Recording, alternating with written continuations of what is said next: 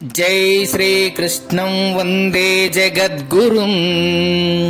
భగవద్గీత మకరందము 15వ అధ్యాయము పురుషోత్తమ ప్రాప్తి యోగము 15వ శ్లోకము.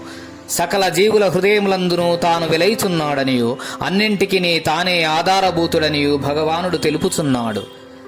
సర్వస్యచాహం హృది సన్నివిష్టో మత్తః స్మృతిర్జ్ఞానమపోహనం చ వేదైశ్చ సర్వైరహమేవ వేద్యో వేదాంతకృద్వేద విదేవ చాహం. నేను సమస్త ప్రాణుల యొక్క హృదయమందున్న వాడను. నా వలననే జీవునకు జ్ఞాపక శక్తి, జ్ఞానము, తెలివి, మరపు కలుగుచున్నవి. వేదములన్నింటి చేతను తెలియదగిన వాడను నేనే అయ్యున్నాను, మరియు వేదము నెరింగిన వాడను కూడా నేనే అయ్యున్నాను. సర్వస్య జాతి మత కుల తారతమ్యములెద్దియూ లేక చరాచర ప్రాణికోట్లయందు భగవానుడు నివసించుచున్నాడని చెప్పబడుట వలన ఇక ఎవరునూ అధైర్యపడవలసిన పని లేదు. మహాపాపి అయినను చండాలుడైనను తన యందలి దైవ సన్నిధిని స్మరించి పవిత్ర కార్యాచరణ ద్వారా అతడిని తెలుసుకొనవచ్చును. అట్టి పాపియు తన వెనకనున్న తనకు ఆధారముగానున్న అఖండ చైతన్యమును స్మృతి యందుంచుకునినచో, తన నిజ రూపమును చింతించినచో పుణ్యాత్ముడే అయి తరించును. ఎట్టి అవకాశమును శ్రీకృష్ణ పరమాత్మ గీతయందు సర్వులకును కల్పించి ఉన్నాడు.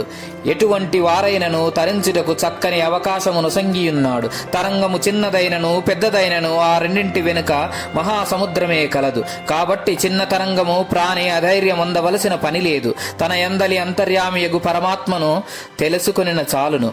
ఆ పరమాత్మ అందరి యొక్కయు జన్మ హక్కు అని గీతాచార్యుడు సర్వస్య అనే పదము ద్వారా భేరీ మోగించి చెప్పుచున్నాడు. హృదయమునందు అని పేర్కొనుట వలన భగవానుడు ప్రతివానికి అతి సమీపమున్న హృదయమందే వర్తించుచున్నాడని భావము. కావున శిక్షకుడు చెంతయున్నాడని గ్రహించి పాపకృత్యములను చేయక భగవత్ప్రీతికరములైనటువంటి కార్యములనే ధర్మ కార్యములనే చేయవలెను. మత్తః స్మృతిర్జ్ఞానమపోహనంచ. స్మృతి, జ్ఞానము, మరపు ఇవి అన్నీయు మనస్సు యొక్క వివిధ రూపములు. పరమాత్మయో మనస్సునకు అధిష్టానముగా ఆధారభూతుడుగా నున్నవాడు. కావున అతని వలననే అవి కలిగియుచున్నాయని చెప్పబడి ఉన్నది. దీనిని బట్టి కేవలము స్థూల వస్తువులనే కాక అతి సూక్ష్మములకు జీవుని మనస్సిక ప్రవృత్తులను కూడా భగవానుడు గమనించుచున్నట్లును అతనికి తెలియకుండా ఏదియు మనస్సునందు జరుగదనియు స్పష్టమగుచున్నది. కాబట్టి ప్రతి వారును తమ మనస్సునందు ఎలాంటి అపవిత్రత, మాలిన్యము, దుస్సంకల్పములు, విషయ వాసనలు రానియకుండా భద్రముగా చూచుచుండవలెను. వేదైశ్చ సర్వైరహమేవ వేద్యః. వేదములందు, శాస్త్రములందు అనేక దేవుళ్ళు, దేవతలు చెప్పబడినప్పటికీ తెలుసుకొనదగిన వాడు ఆ పరమాత్మ ఒక్కడే అయ్యున్నాడు. బ్రహ్మ, విష్ణువును, ఈశ్వరాది వివిధ దేవతలందరూ ఒక్క పరమాత్మ యొక్కయే వివిధ రూపులై ఉన్నారు. ప్రపంచమును ఒకే చరమ లక్ష్యము, ధ్యేయము, జ్ఞేయము కలదు. అది సచ్చిదానంద పరబ్రహ్మమే, పరమాత్మయే అగును. వేదాసకృత్. వేదములన్నింటినీ సృష్టించినది సాక్షాత్ పరమాత్మయే కాని మానవ మాత్రుడు కాడని ఇట స్పష్టముగా తెలుపబడుట వలన ఆ వేదాదుల యందు తెలుపబడిన సత్యములందు ఇది భగవత్ ప్రోక్తములేయను నమ్మకము కలిగి ప్రవర్తింపవలయును. అవి దైవ నిర్మితము అగుటచే వాని యందు అఖండ విశ్వాసము ఉంచవలెను. లోకమున గురు పరంపర చెప్పుబడినప్పుడు ఓం నారాయణం పద్మం భువః అని మొట్టమొదట ఆ పరమాత్మనే శ్రీమన్నారాయణునే పేర్కొనుచుందురు. ప్రశ్న: భగవంతుడు ఎచటనున్నాడు? ఉత్తరము: అందరి యొక్క హృదయమున వసించుచున్నాడు. ప్రశ్న: స్మృతి, జ్ఞానము, మరపు ఎవని వలన కలుగుచున్నవి? ఉత్తరము: ఆ పరమాత్మ వలననే. ప్రశ్న: వేదములన్నింటిచే తెలియబడినది వాడు ఎవరు? వేదాంతమును సృష్టించిన వాడెవడు? వేదమును లెస్సగా ఎరింగిన వాడెవడు? ఉత్తరము: ఆ పరమాత్మయే. క్షరాక్షర పురుషుల యొక్క స్వరూపమును వర్ణించుచున్నారు. 16వ శ్లోకము.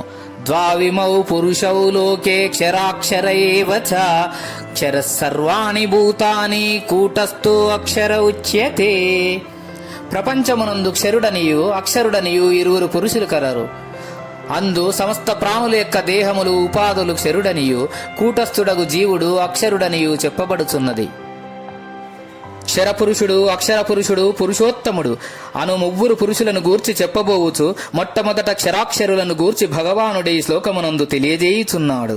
నశించునట్టి దేహాది దృశ్య పదార్థములన్నీయు అనగా చరాచర జీవుల యొక్క ఉపాధులన్నీయు క్షరపురుషులనియు, ఆత్మ చైతన్యము యొక్క ప్రతిబింబ రూపులకు జీవులు అక్షర పురుషులనియు ఇచ్చట చెప్పబడిరి.